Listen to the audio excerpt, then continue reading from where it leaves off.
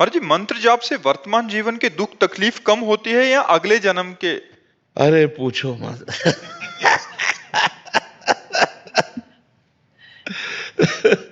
इसलिए कह रहे हैं कि अगर कहेंगे तो विश्वास नहीं होगा, तो इसलिए हम कहा पूछो मत। अगर हम कहते हैं कि दुख मिट जाता है तो आप उंगली हमारे ऊपर उठा दोगे।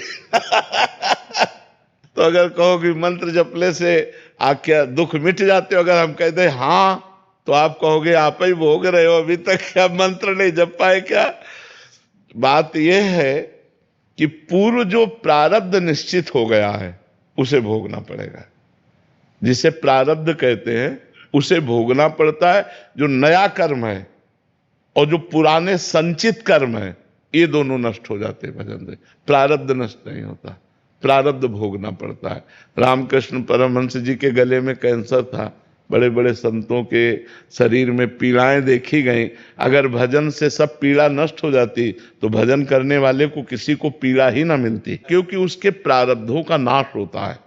पूर्व संचित कर्म भस्म कर देते हैं भगवान, और क्रियमाण माने वर्तमान में जो हमसे गलती होती है उसे क्षमा कर देंगे।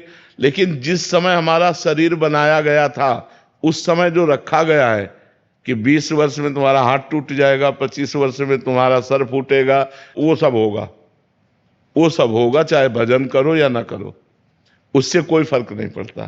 तो ये बात हिम्मत करके, हाँ ये जरूर है कि भगवान थोड़ा सहने की सामर्थ्य दे देते हैं, सहने की सामर्थ्य देते हैं कि उसी को हम रो के काटें या उसी को हंस के काटें। तो जब हम भजन में चित्त जोड़ते हैं तो थोड़ा आनंद में जीवन होता है, लेकिन भोगना पड़ता है।